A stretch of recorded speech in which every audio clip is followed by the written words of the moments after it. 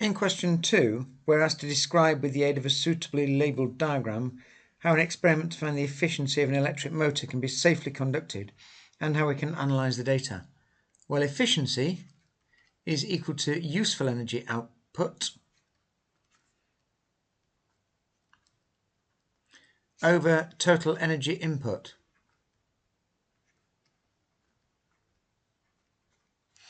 The useful energy output in this case, with a motor lifting a mass, will be gravitational potential energy, mgh. The energy input is the electrical energy, current, times time, times potential difference.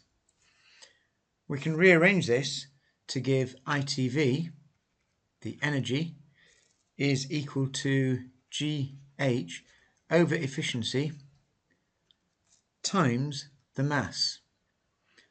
Why I've written it in this format? Well, we now have y is equal to mx, and what we can do to analyse the data, we can plot a graph of the energy, which is electrical energy, which is ITV,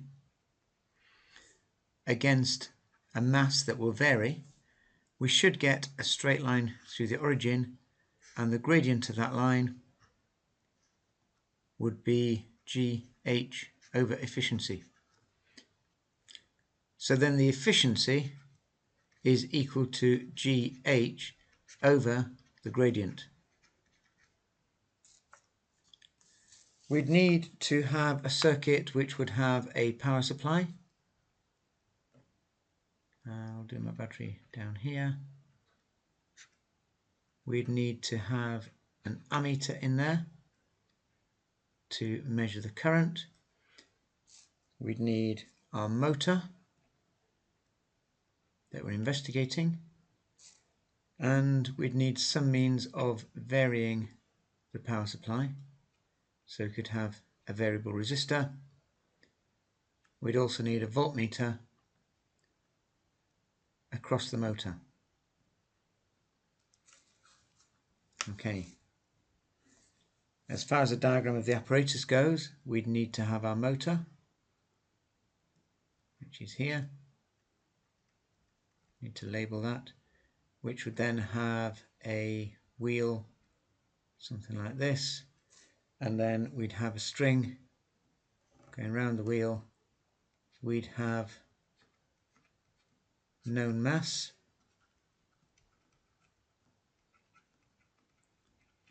and for that we'd measure using an electronic balance.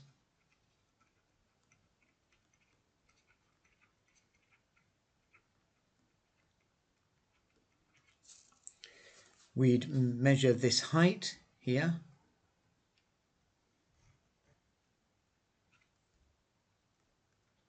and for that we'd use a meter rule, and we'd measure the time using a stop clock to measure the time. So in that case we can measure the current, the potential difference, the time.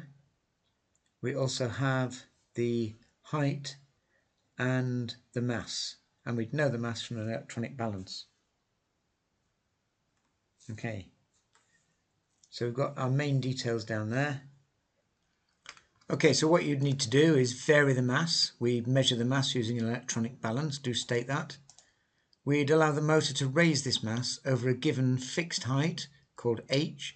We'd measure this using a meter rule, measure the time t taken using a stop clock, do quote all your measuring instruments.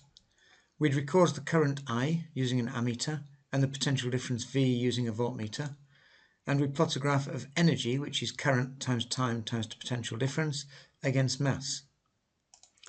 Efficiency would be given by GH divided by the gradient, and this is for gravitational field strength G. We'd repeat at least 2 times and find a mean. That gives us a little more accuracy, and for safety we'd have a foam block in case the mass falls.